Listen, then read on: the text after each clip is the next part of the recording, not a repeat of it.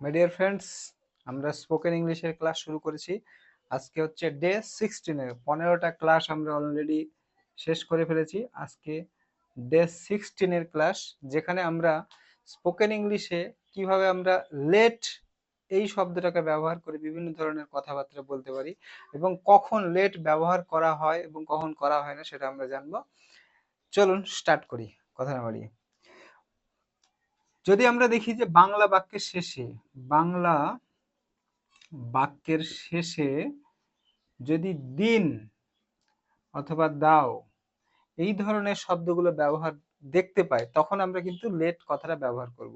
Basically late কখন ব্যবহার হয়, এই যে লেট শব্দটা কখন ব্যবহার করবি, তখনই ব্যবহার করব যখন কাউকে কোনো কিছু করতে দেওয়ার অনুমতি দেওয়া বা নেওয়ার ক্ষেত্রে, কাউকে কোনো কিছু করার অনুমতি দেওয়া বা নেওয়ার ক্ষেত্রে এই কিন্তু লেট শব্দটাকে ব্যবহার করা হয় বেসিক্যালি।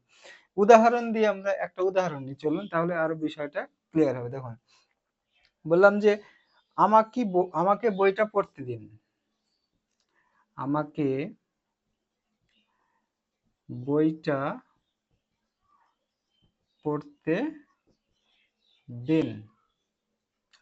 আমাকে বইটা পড়তে দিন, তাহলে এখানে দিন কথাটা ব্যবহার করেছি, তাহলে কি বলবো?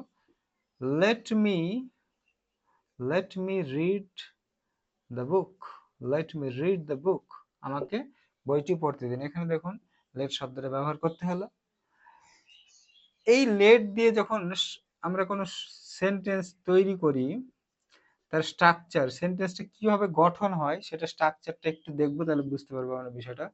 সব প্রথমে এই বাক্যের শেষে সব প্রথমে আমরা লেট শব্দটাকে লাগাবো, তারপরে মি, তারপরে ভি1 অর্থাৎ ভার্বের প্রেজেন্ট ফর্ম ব্যবহার হবে আমাদের, present participle form, present participle form, present participle form. আর তার লাস্টে আমরা অবজেক্টটাকে ব্যবহার করব। এটা হলো লেট দ্বারা সেন্টেন্স গঠনের স্ট্রাকচার। এইভাবে আমরা ইংরেজিতে কথাবার্তা যেগুলো বলি, যেমন আরো উদাহরণ নেব। ধরুন ইংরেজিতে আমি একটা কথা বলতে চাই যে আমাকে চিঠিটা লিখতে দিন। আমাকে চিঠিটা কোন অনুমতি চাইছি, আমাকে চিঠিটা লিখতে দিন। তাহলে আমরা সব প্রথমেই এই যে স্ট্রাকচার অনুযায়ী লেট মি ব্যবহার করব। Late me write the letter. Late me write the letter. আমাকে চিঠিটা লিখতে দিন। আমাকে যেতে দাও, অনুমতি চাইছি, আমাকে যেতে দাও। Late me go, let me গো, আমাকে যেতে দাও। আরো উদাহরণ দেখবো আমরা। আমাকে খেলতে দাও, আমাকে খেলতে দাও। লেট মি, খেলা ইংরেজি আমরা জানি play. Let me play, let me write, let me go, let me come, এগুলো আমরা ব্যবহার করতে। আমাকে গাইতে দাও, আমাকে গাইতে দাও, গাইতে দাও। লেট মি সিং, আমাকে গাইতে দাও।